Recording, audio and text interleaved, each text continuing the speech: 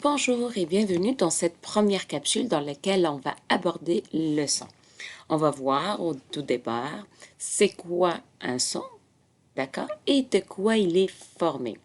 Donc le sang, si on essaie de le définir, c'est un tissu, d'accord, comme tous les tissus, mais il a une particularité, se présente sous forme liquide.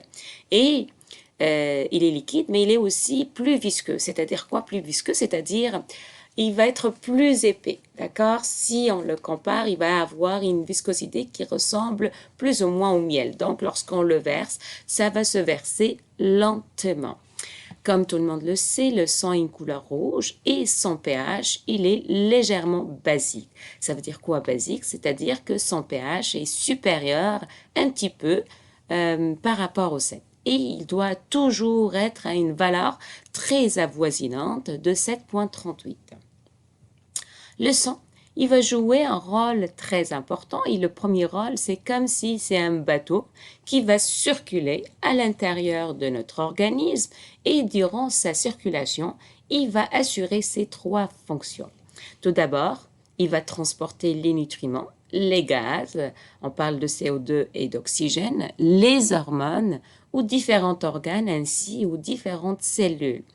Il va être aussi responsable de maintenir l'équilibre, c'est-à-dire c'est lui qui va réguler la quantité d'eau qui va rentrer à l'intérieur de chaque organe et plus en particulier à l'intérieur de chaque cellule et de maintenir la température du corps.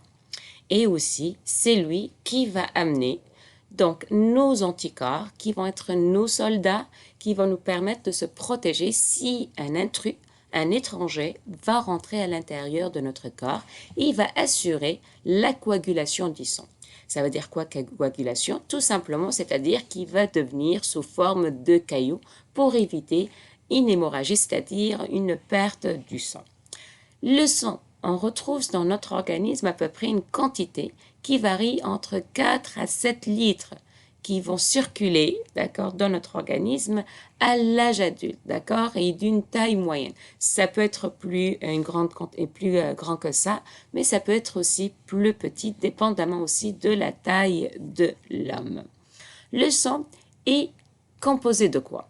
Tout d'abord, si je prends un échantillon de sang et je vais faire une centrifugation, je vais remarquer qu'il va comporter deux phases.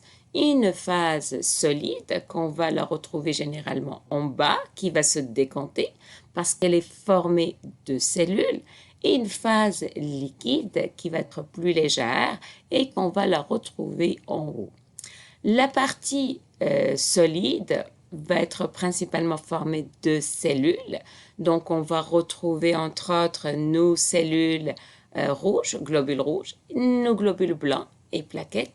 Et dans la phase liquide, on va retrouver le plasma.